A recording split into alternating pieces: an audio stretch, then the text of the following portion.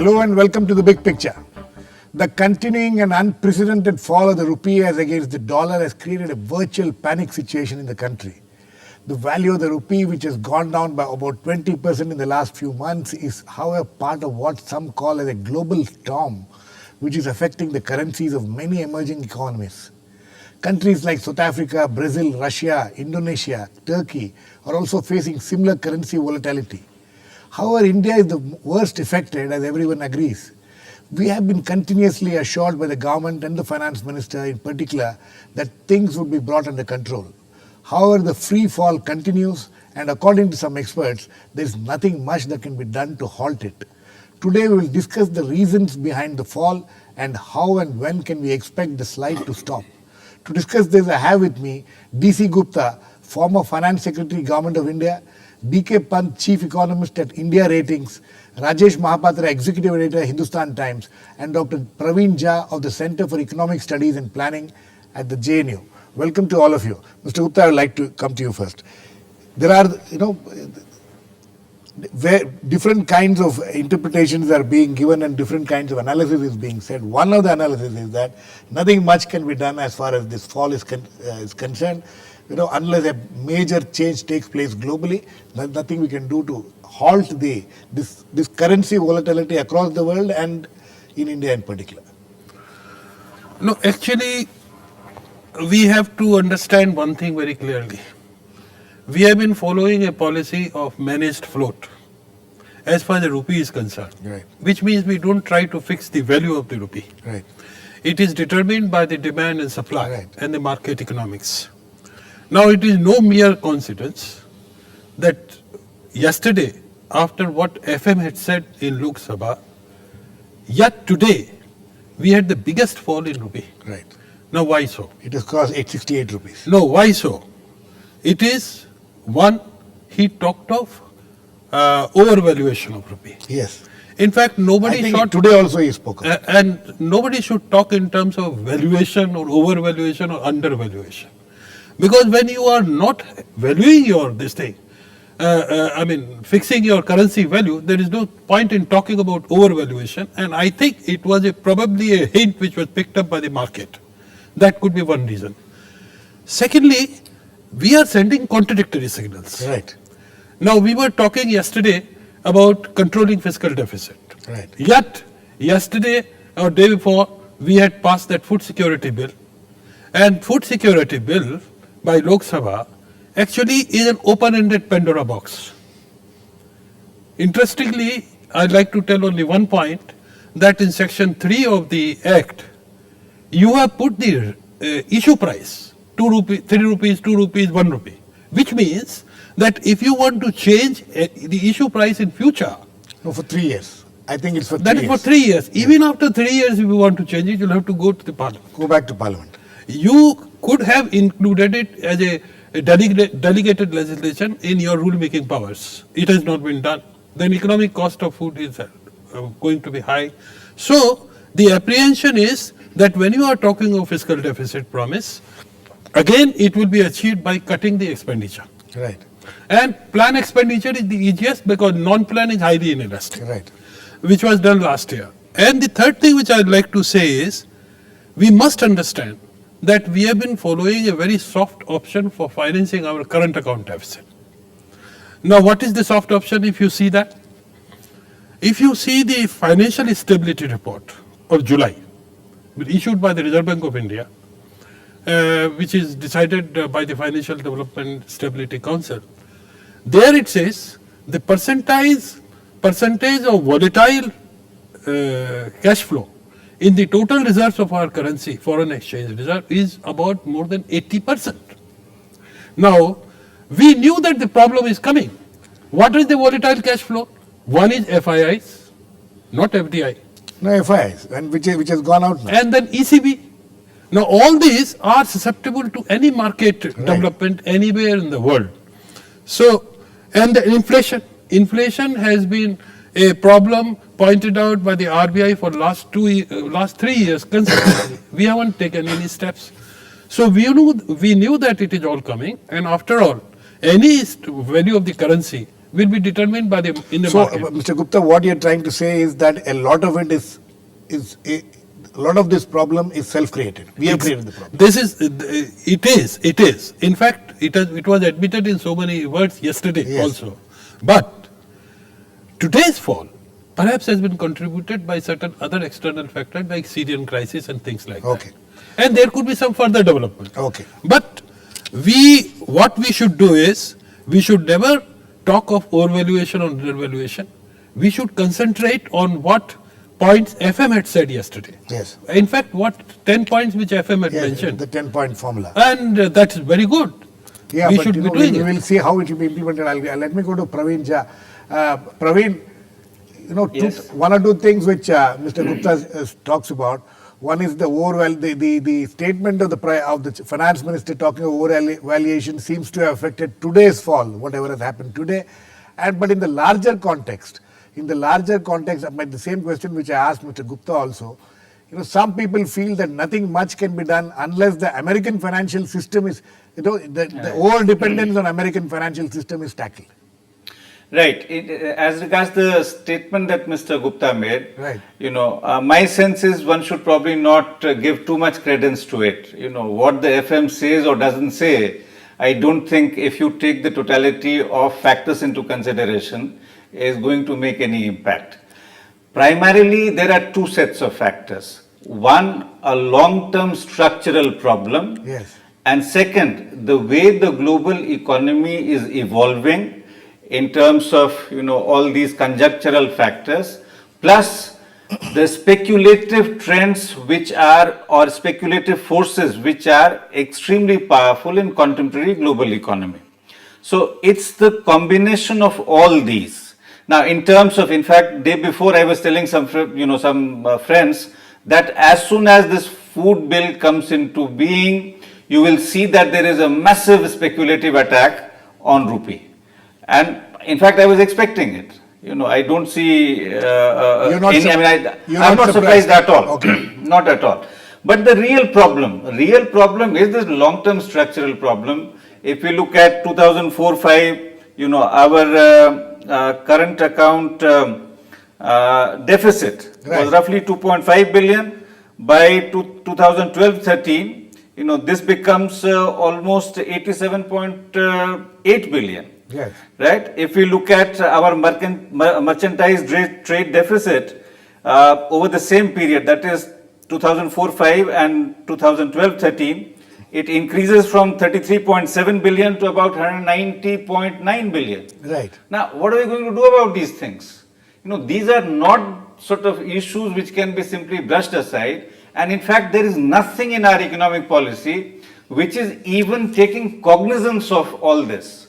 You know, this massive rise in our merchandise deficit and trade deficit, etc., is something, you know, which is going completely unaddressed, unattended, right? And it had to happen. I look at what was our situation with China about 10 years ago. Almost we were at par in terms of what our exchange was, in terms of trade exchange, I'm saying. Very little deficit, so to say.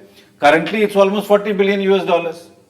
Right? What happens? Almost a whole range of things which we were producing, all that has disappeared. And not only at the lower end, but at almost every sort of end of the ladder, every rung of the ladder, we notice that such developments are taking place. So, Praveen, are you trying to suggest that it is the policy, failures or mistakes which has taken place, which is causing this, or how? Absolutely, yeah, absolutely. Overall, I mean, there are both aspects to it. One is the long run thing, and which is what needs to be addressed. But I don't think if we remain on the same course, any of that can be addressed.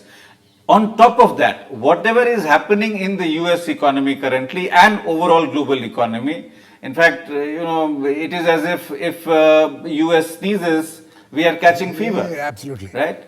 So we need to take that also into account. And the other question which you raised, right, can very much be done? I do not think very much can be done. Okay. Mr. Pant, not much can be done? You also think so? Well, as Mr. Professor Jha has also said, if you look in the long run, the currency value will respond to the two major factors. A, the internal balance or imbalance, and external imbalance or balance. So basically the 2 points we are talking about, 2 factors we are talking about fiscal deficit and current account. Right. And whenever the capital flight takes place and the speculators are sitting on the fence, at the fence, they will attack the currency. It has happened in the past, it has happened with the other countries, it is happening with India, it will happen with the other countries then going forward. What we can do, whether we look at it current account from the trade side or from the real sector side. If you look at it real sector side, it's a saving investment gap, which is current account, which is financed by the foreign savings. So we have issues or problem at the both ends. Savings have come down because of the high inflation. If we look at from the trade side, although most of the writings and most of the analysts are commenting on gold and oil as the major villain. Right. But if you go down and look at it last couple of years, your iron ore export is zero. Rather than these are gold and oil are the two major. you know? Major, but if you look at iron ore, you look at coal. These two and few more commodities, this put together gives you a hit of $15 to $20 billion. Yeah. And you knock off that $15 to $20 billion from the $88 billion. We are talking about somewhere around 3.25 or 3.5% of the GDP as the current account.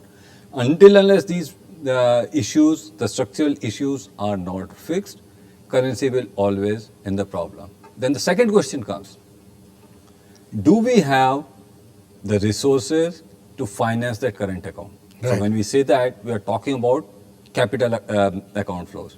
Thankfully, the remittance income of Indian NRIs or Indians residing abroad, which is part of the current account, has remained strong. Okay. They have remained strong. It's only last year there is the marginal dip, but they have remained stable around $60 billion or so every year.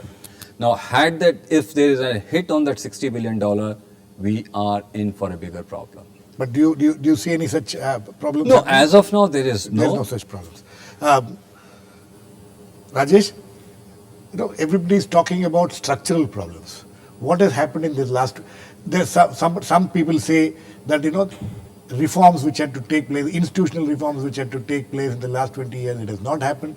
That has been slowly eroding the economy because of that. Do you agree with that? Well, I think Praveen and leading to the present situation. I have two points to make here. I agree with Praveen when he says that there are long-term structural issues that time and again you ignored, and you are paying the price for it. Right. But the question is, it's a bit interlinked. The rupee was bound to weaken in scenario that has prevailed over the last few months.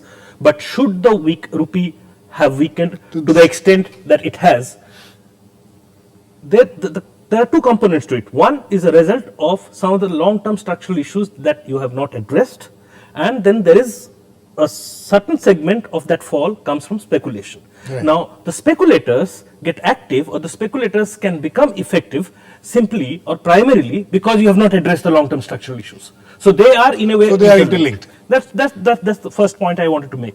The second point I wanted to make, and I don't quite agree with the fact that there is nothing much that can be done.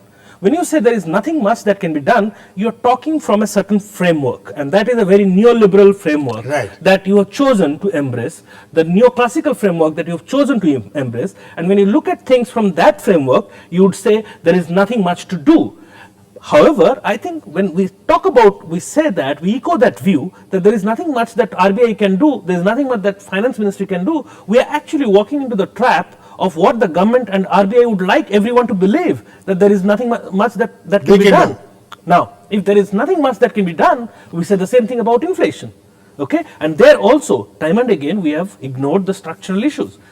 Vis-a-vis the currency market stability, we have time and again, Mr. Gupta pointed out about the composition of your forex reserves. This is not something new. This has been there. The former governor of the Reserve Bank of India has repeatedly pointed out the vulnerability that the composition of your forex reserves presents to you. The former governor of the Reserve Bank of India flagged off the inflation issue way back in 2006 December. Right. Okay. Now the danger is The moment we start echoing these views, we are walking into the same trap that the government or central bank would love us to walk into. If there is nothing much that can be done, my question is, why do we need then a finance ministry? Why do we need then a Reserve Bank of India? Then let's do away with them, because we can't control inflation, we can't control depreciation, and nothing can be done about any of these things. I think you have made very interesting and important points. Yes, Praveen, you wanted to... You see, I think possibly I was not very clear what Rajesh is saying in response to that. I am saying that as long as we stay on this course, in this kind of broad policy course, macroeconomic policy regime, nothing can be done. Right. That basic course needs to be changed. Unless that happens, if we are trying to appease the finance capital all the time, there is nothing that we can do.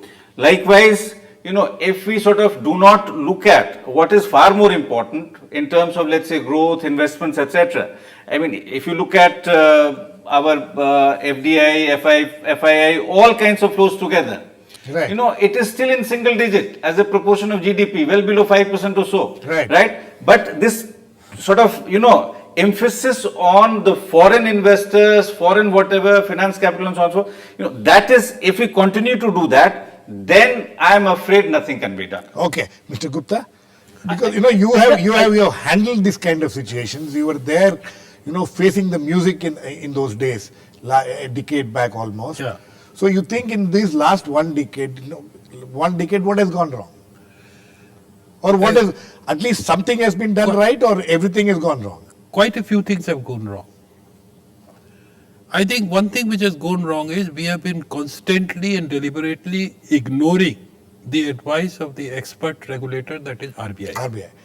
But there, 1 second, sorry to, but in the last 1.5, 2 months, 3 months that we have been witnessing, there are criticism against the way the RBI has also tackled this whole thing. No. They are saying that they've tightened the monetary policy, then they reversed it. All this created more confusion. That's what. No, as someone had said here, there are two aspects of managing this crisis. One is the macro, Yes.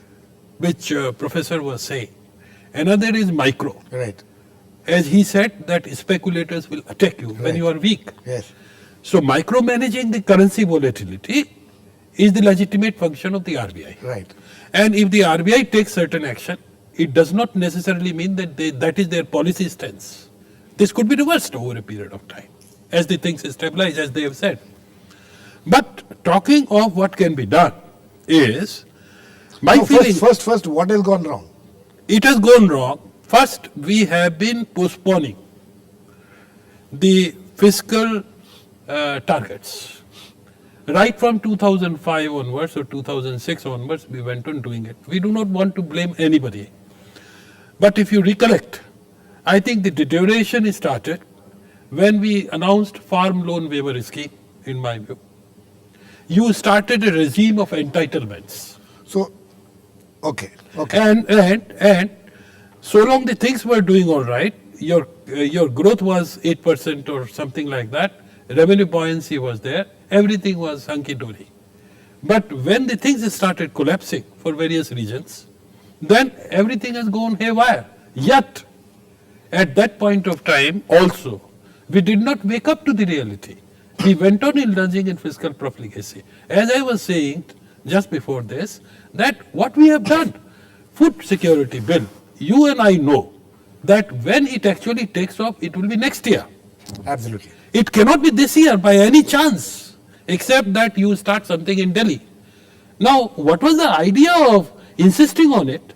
Or if you insisted on it, or if you passed it for political reasons? Are you trying to suggest that the food security bill is also partly responsible for what we are witnessing, the volatility of the currency? No, I will not say food security bill is responsible. What I am saying, measures like this, where we send the signal of fiscal profligacy, yet we make bold commitments that we will control the fiscal deficit. That is number 1 point. Number 2 point which I would like to say is, I was mentioning that composition of our foreign exchange reserve has been a matter of serious concern. Right. During this thing has happened post 2005 or 2006, where we have been financing our current account deficit mostly on FIIs, ECBs. Right. Now, FIIs in ECBs, as everybody knows, they are fly-by-night operators. And it has happened. It has happened. This warning has been there right from the beginning that Exactly. don't depend on that. Yes, Mr. Pant. See, the composition of capital inflows, that's a very big role to play.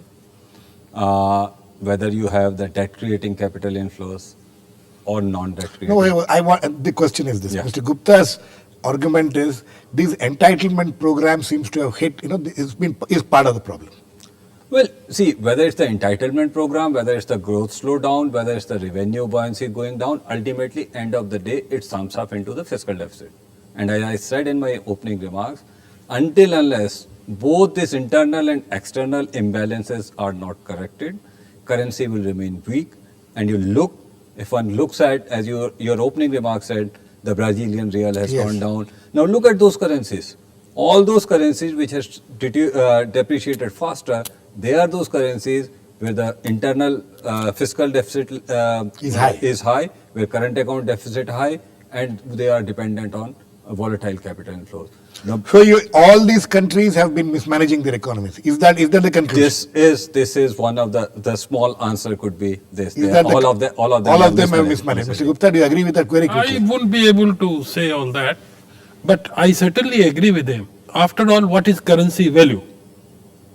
All economists know. I am not an economist.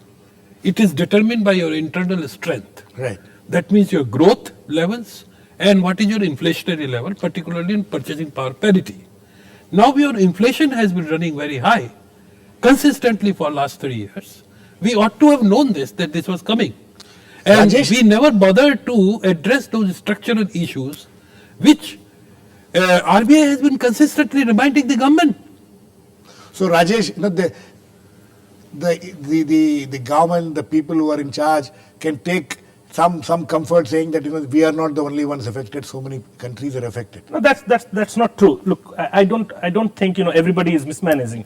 Just because everybody many emerging economic currencies have weakened against the dollar, that doesn't indicate that all of them have mismanaged. In fact, the Chinese yuan has been appreciating, and there are several other emerging economies which are in a pretty much better shape than the Indian economy. See, I just wanted to point out some another thing, which is look at the speculators have not only taken advantage of the fact that you have not addressed your long-term structural issues, they have also taken advantage of the fact that it's all coming at a time when your RBI governor, one governor is on his way out and the other one has yet to come in, because in times like this, the central bank governors play a very important role in signaling messages. And we are missing out on that. On a day-to-day basis? Yes, because if speculation is at work, then it becomes the imperative on the part of the central bank governor to send out messages, and that's not what is. Let me say one thing. Yes.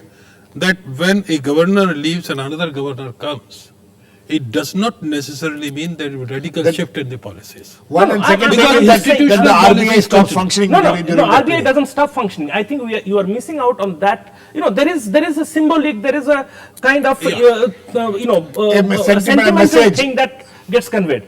I just wanted to say something.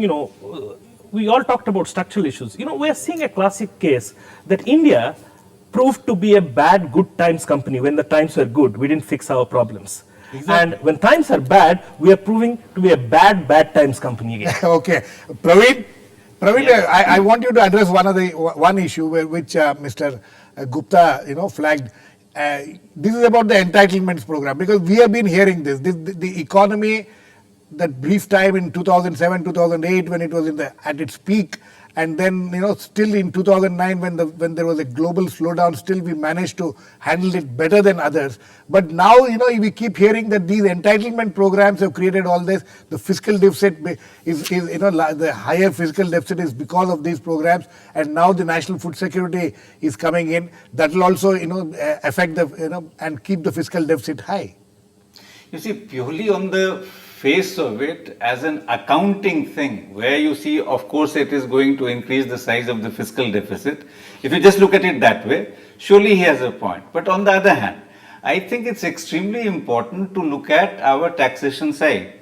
Now, if we go by, let's say, the numbers for 2003, 4, 4, 5, 5, 6, around that time, the total concessions given after the tax rates were decided was something like 3 lakh sort of 1,000 crores or something like that, 3 lakh crores. Yeah, 3 lakh and crores. then subsequently that became something like 5.6 lakh crores. Right. Right. So why don't we also look at that and try and fix some of those things? Because these programs, these entitlement-based programs, are, I think, extremely important for the well-being of the masses in this country. These are things which are also very important from the point of view of the long run and medium run growth. Because that is where your purchasing power will then come from, and standard multiplier linkages, etc. The arguments that we had made in the context of NREGA, similar things would be valid here as well. Simple point is, if we look at it in isolation from what is our overall macroeconomic policy regime, and in particular taxation issues. Yes. Just one comparison. Brazil tax GDP ratio is about 35%. India, it's about 16%. What are we doing? Okay. I think it's extremely important to look at the whole thing in totality instead of blaming these entitlement programs. Okay, Mr. Gupta, last word. May I? Quickly, we are running out of time, but the question is how we can't do away with these entitlement programs. They are here to stay. Do you agree with that? No. Entitlement And programs are if they are necessary. here to stay, how do you balance What it? I am trying to tell you is that we should go in for this provided we are able to finance it. And I will not agree with Professor Jha when he says that this tax expenditure or revenue foregone is the money which you can get back. That is only a quantification of what has been done.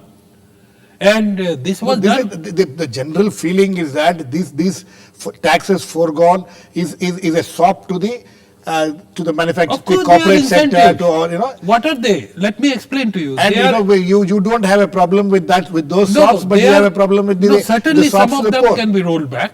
Accelerated depreciation, software export promotions, individual deduction like standard deduction for you and me, LIC deductions. Now those are part of your tax structure. Okay. So those can't be done with it. Rajesh, very quickly, last words to you. You think that, you say that we can't just say that nothing can be done. What can be done? Very quickly, 2-3 points. What can be done to bring down when and how it can be done? Well, I think one of the first things we need now at this point in time, I think we need a united political voice on economic issues. Right. And that's signaling a lot of, to investors outside, to market players. There is a kind of sense of political Play to fragmentation. the market.